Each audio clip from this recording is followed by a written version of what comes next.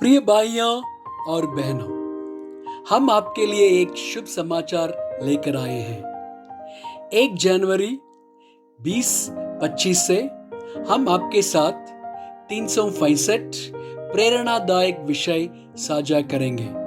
साल के हर दिन हम हर एक विषय और उससे संबंधित वचनों को पोस्ट करेंगे। हम आपको इन संदेशों को सुनने, चिंतन करने और आत्मसात करने के लिए प्रोत्साहित करते हैं। यह संदेश आपके जीवन को आशीर्वाद दें और आपके विश्वास को मजबूत करें। कृपया हमारे इस कार्यक्रम को सब्सक्राइब करें और इसे अपने मित्रों और परिवार के साथ साझा करें। धन्यवाद।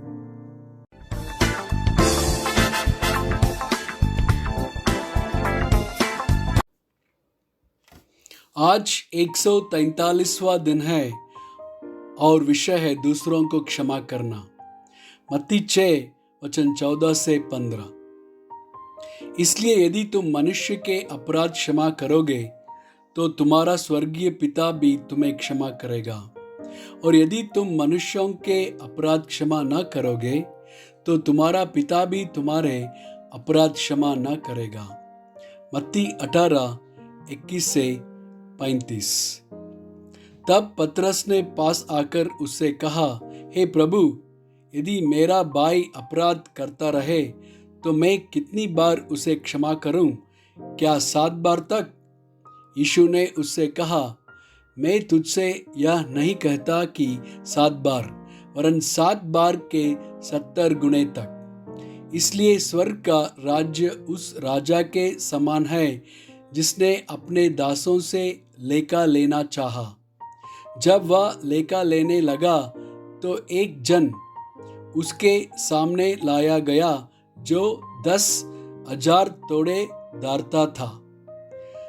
जबकि चुकाने को उसके पास कुछ न था, तो उसके स्वामी ने कहा कि यह और इसकी पत्नी और लड़के वाले और जो कुछ इसका है सब बेचा जाए और वह कर्ज चुका दिया जाए।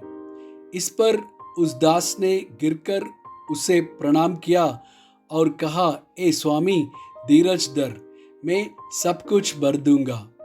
तब उस दास के स्वामी ने तरस खाकर उसे छोड़ दिया और उसका दार क्षमा किया। परंतु जब वह दास बाहर निकला तो उसके संगी दासों में से एक उसको मिला जो उसके 100 दिनार दारता था।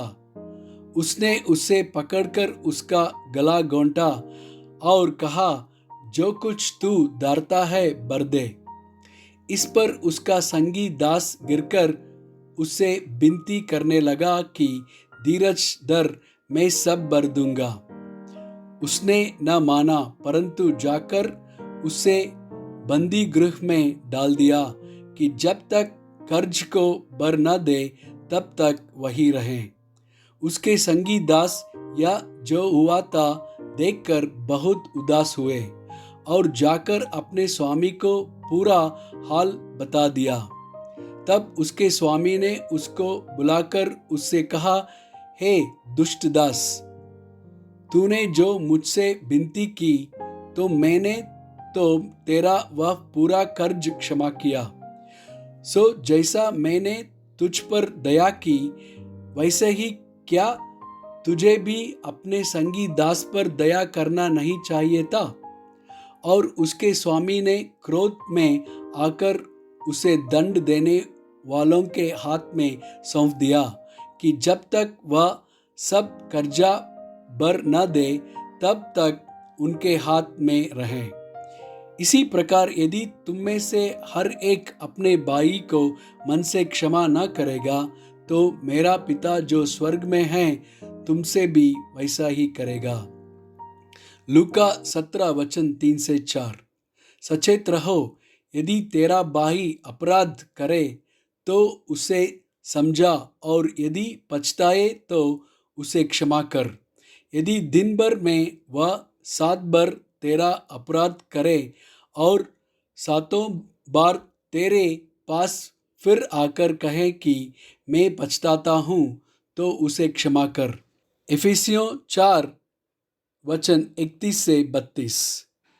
सब प्रकार की बड़वाहट और प्रकोप और क्रोध और कलह और निंदा सब बैरभाव समेत तुमसे दूर की जाए, और एक दूसरे पर कृपाल और करुणामय हो, और जैसे परमेश्वर ने मसीह में तुम्हारे अपराध क्षमा किए, वैसे ही तुम भी एक दूसरे के अपराध क्षमा करो। मरकुस 11 वचन 25। और जब कभी तुम खड़े हुए प्रार्थना करते हो, तो यदि तुम्हारे मन में किसी की ओर से कुछ विरोध हो तो क्षमा करो, इसलिए कि तुम्हारा स्वर्गीय पिता भी तुम्हारे अपराध क्षमा करे। 1 कुरिन्थियों 13 वचन 4 से 5। प्रेम धीरजवंत है और कृपाल है। प्रेम डाह नहीं करता, प्रेम अपनी बड़ाई नहीं करता और फूलता नहीं। वह अनिरीति नहीं चलता, वह अपनी भलाई नहीं चाहता, झुंझलाता नहीं, बुरा नहीं मानता। 1 पतरस 4 वचन 8। और सब में श्रेष्ठ बात यह है कि एक दूसरे से अधिक प्रेम रखो, क्योंकि प्रेम अनेक पापों को ढांप देता है। उत्पत्ति 45 वचन 5 से 8।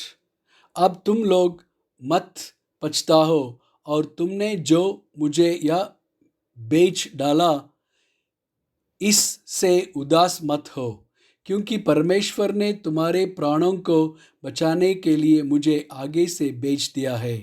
क्योंकि अब 2 वर्ष से इस देश में अकाल है, और अब 5 वर्ष और ऐसे ही होंगे कि उनमें न तो हल चलेगा और न अन्न कटा जाएगा। सो परमेश्वर ने मुझे तुम्हारे आगे इसीलिए भेजा कि तुम पृथ्वी पर जीवित रहो, और तुम्हारे प्राणों के बचने से तुम्हारा वंश बढ़े। इस रीति अब मुझको यहाँ पर भेजने वाले तुम नहीं, परमेश्वर ही ठहरा। और इसी ने मुझे फिरौन का पितासा और उसके सारे घर का स्वामी और सारे मिस्र देश का प्रभु ठहरा दिया है। आमीन।